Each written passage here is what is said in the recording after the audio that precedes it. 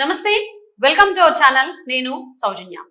AP CM Jaganmohan రెడ్డిపై జరిగినటువంటి రాయదాడికి సంబంధించి ఏదైనా గానీ చేసి ఏమన్నా మాట్లాడి అది టీడీపీ నేతల వైపుకి వాళ్ళ మడికి చుట్టుకునేలాగా చేయాలి అని చెప్పని వైసీపీ ఆలోచిస్తోంది. దాంట్లో బోండా ఓమని ఇరికించాలని చూస్తోంది అనే దానికి సంబంధించి టీడీపీ వాళ్ళకి సమాచారం అందింది అని చెప్పని మనకు తెలుస్తోంది. ఈ అంశానికి సంబంధించి మనతో మాట్లాడడానికి, వారి విశ్లేషణని మనతో పంచుకోవడానికి ఈ రోజు మనతో పాటు ఉన్నారు సీనియర్ జర్నలిస్ట్ కేవీవి ప్రసాద్ గారు ఉన్నారు. వారితో మాట్లాడదాం. నమస్తే ప్రసాద్ గారు. నమస్తే.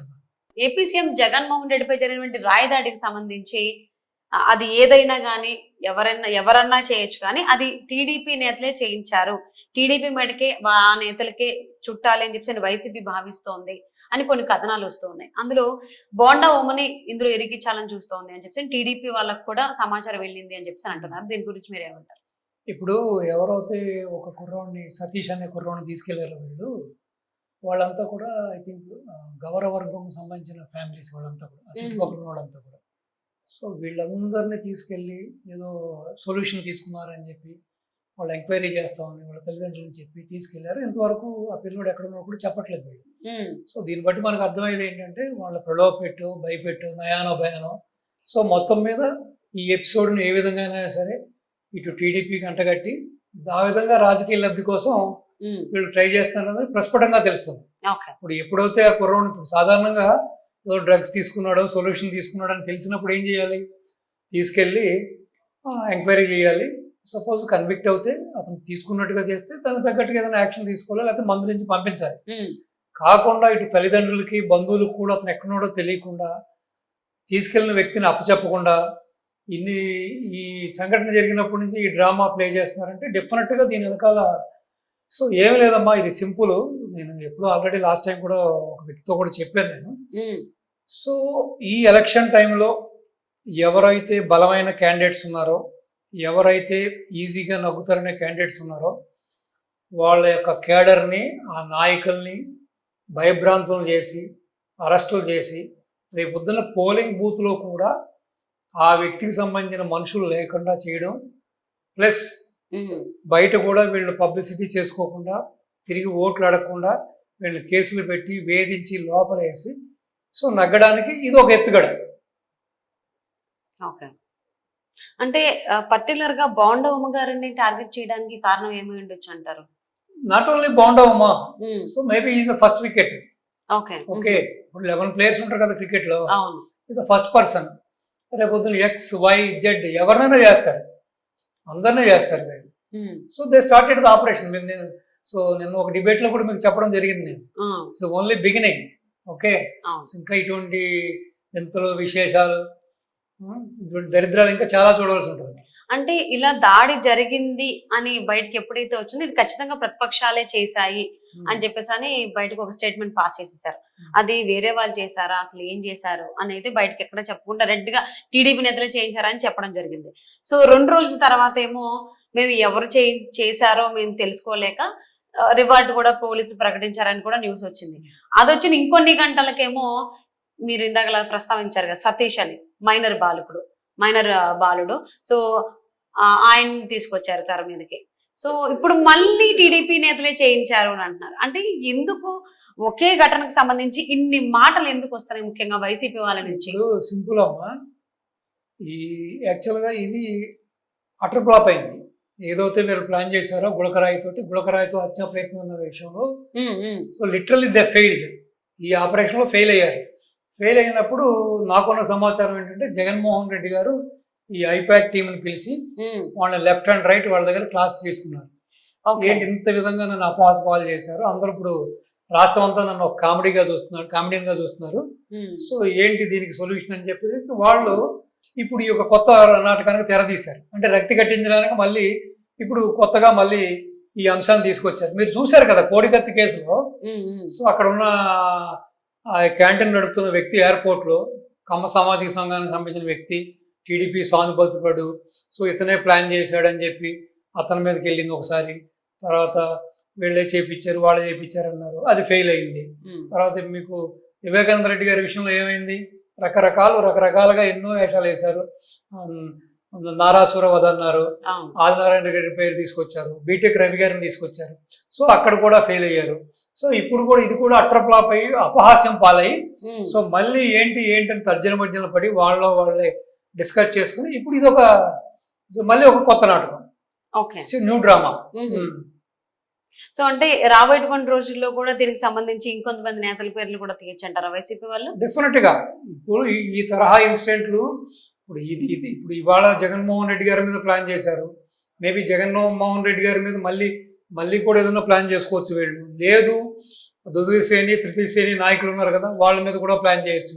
ప్లాన్ చేసేసి ఇదిగో టీడీపీ వాళ్ళు చేశారు వీళ్ళు చేశారు, ఇంకా వీళ్ళకి ఇది పరిపాటిగా అయిపోయింది. అంటే ఏ విధంగానైనా సరే ప్రజాక్షేత్రంలో వీళ్ళ మీద వెల్లువెత్తుతున్న ఈ అసంతృప్తిని ఈ వ్యతిరేక పవనాల నుంచి తప్పించుకోవడానికి వీళ్ళు ఆడుతున్న ఇది ఒక జగన్ నాటకం. ఓకే, జగన్ నాటకం. ఎస్. సో ప్రసాద్ గారు, ఒక లేటెస్ట్ అప్డేట్ వచ్చిందండి. ఈ జగన్మోహన్ రెడ్డిపై జరిగినటువంటి రాయదాడికి సంబంధించి దుర్గారావుని అదుపులోకి తీసుకున్నారు పోలీసులు. దుర్గారావు ఏమో బోండా ఉమ శిష్యుడు అని వైసీపీ నేతలు అలా ఆ రకంగా వాళ్ళని చూపిస్తూ ఉన్నారు జనాలకి. సో దీన్ని ఏ విధంగా చూడాలి అంటారు అసలు? ఇప్పుడు నిన్నటి వరకు సతీష్ అన్నారండి, అవును, ఇప్పుడు మళ్ళీ దుర్గారావు గారు అంటున్నారు. సో ఏదో రామారావు గారి సినిమాలో పాట ఉంటుంది తెలుసు కదా, సుబ్బారావు ఓ రామారావు ఓ వెంకట్రావు అన్నట్టుగా. ఇంకా వీళ్ళు అసలు వీళ్ళకి విచక్షణ ఏమీ నీతి ఏమీ లేదండి. సో ఏదో విధంగా అక్కడ బలంగా ఉన్నాడు ఈ వ్యక్తి, సెంట్రల్ నియోజకవర్గంలో బలంగా ఉన్నాడు. అతను ఉన్న ప్రత్యర్థిని వైసీపీ నాయకుడు ఏదో విధంగా గట్టెక్కించాలనే ఉద్దేశంతో ఇతను ఇబ్బంది పెట్టాలని చూస్తున్నారు. అంతకు మించి బోండాబొమ్మ చేసింది లేదు, చెయ్యింది లేదు. సో ఇంకో విషయం ఏంటంటే బాబు గారు ప్రమేయం లేకుండా, అధినాయకుడు ప్రమేయం లేకుండా వీళ్ళు ఈవెన్ అసలు ప్రెస్ మీట్లో కూడా వాళ్ళకి ఎటువంటి ఎక్స్ప్రెషన్ కూడా ఇవ్వరు వీళ్ళు. కేవలం ఇదేంటంటే రాజకీయంగా ఏదో విధంగా టీడీపీని బదనాం చేయాలి, టీడీపీకి వస్తున్న ప్రజాదరణకి గండు కొట్టాలి. సో వీళ్ళు బయటపడాలనే భావన తప్పించి ఈ రోజు దుర్గారావు అంటున్నాడు, రేపొద్దున ఇంకొక రావు అంటారు. ఇంకా ఇది ఇలా కొనసాగుతుంది. కానీ ఇది చూస్తుంటే నాకు మన శ్రీశ్రీ గారి కవిత గుర్తొస్తుంది.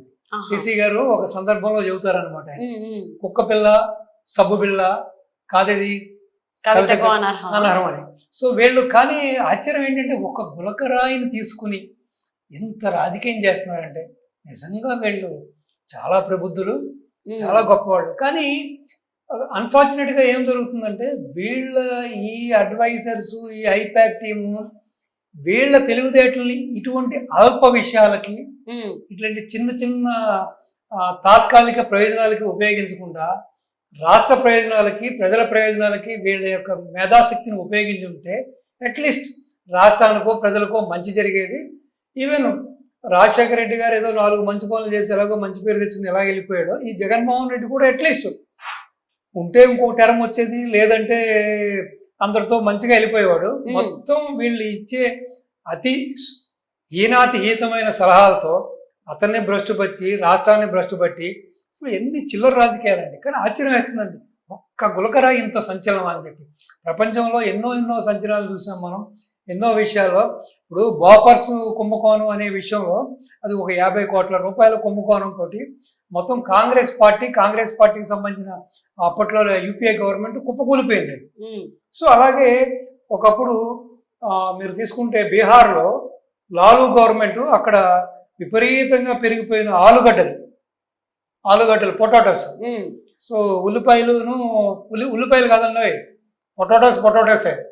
మళ్ళీ ఆనియన్స్ అనుకుంటారేమో, నేను జగన్మోహన్ రెడ్డి నాకు కొంచెం క్లారిటీ ఉంది, ఆనియన్స్ ఉంది కదా. సో ఆ పొటాటోస్ వలన అక్కడ గవర్నమెంట్ కుప్పకూలిపోయింది.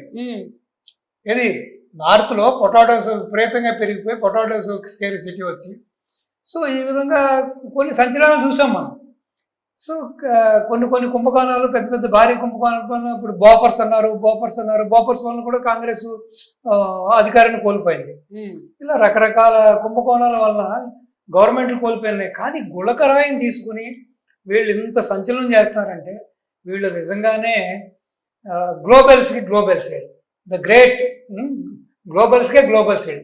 అసలు గ్లోబల్స్ అనేవాడు కానీ బతికుంటుంటే వీళ్ళు చేస్తున్న వేషాలు, ఈ చేష్టలు, ఈ కుట్లు ప్రయత్నాలు చూసి అసలు గ్లోబల్సే ముక్కు మీద వేలు పెట్టుకునేవాడేమో, ఆశ్చర్యపోయేవాడు.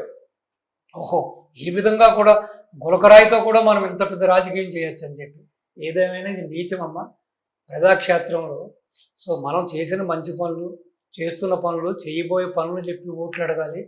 సో అంతేగాని ఈ విధంగా రోజుకొక డ్రామా, పూటకొక మాట, పూటకొక నాటకం చేస్తూ అవును. కాసేపు కోడికత్తి అంటారు, కాసేపు బాబాయ్ అంటారు, కాసేపు అదంటారు ఇదంటారు. వయసుతో నిమిత్తం లేకుండా, రోగాలతో నిమిత్తం లేకుండా చచ్చిపోతున్న వాళ్ళని తీసుకొచ్చేమో శవరాజకీయాలు చేస్తారు. ఏదైనా ఇటువంటి రాజకీయ నాయకులు, ఇటువంటి ప్రజాప్రతినిధులు ప్రజాక్షేత్రంలో రాజకీయాల్లో ఉండడం అనేది ఇది రాష్ట్రానికి కానీ ప్రజలకు కానీ శ్రేయస్కరం కాదు. ఇప్పటికైనా విజ్ఞులైన ఆంధ్ర ప్రజానీకం చేశారు, ఒకసారి తప్పు చేశారు, అది మానవ సహజం. తప్పు అదే. చేయడం అనేది మానవ సహజం. కానీ చేసిన తప్పే పదే పదే చేస్తే ఈవెన్ ఆ పరమాత్మ కూడా క్షమించడు. సో కాబట్టి జగన్మోహన్ రెడ్డిపై జరిగినటువంటి రాయిదాడికి సంబంధించి ఈ రాయిఘటన ఏదేమైనా కానీ టీడీపీ నేతలే చేశారు అని వాళ్ళ మెడకే చుట్టుకునేలాగా ప్రయత్నిస్తుంది వైసీపీ నాయకులు. ఆ రకంగానే దుర్గారావుని పట్టుకోవడం జరిగింది. సో దుర్గారావు ఏమో బోండా ఉమ్మ శిష్యుడు, సో ఇదంతా చేయించింది బోండా ఉమ్మని అటువైపుగా ప్లాన్ చేస్తారు. మరి ఇది ఎటు సాగుతుంది, ఎటువైపు కొనసాగి ఎక్కడ ఆగుతుంది అనేది చూద్దామండి.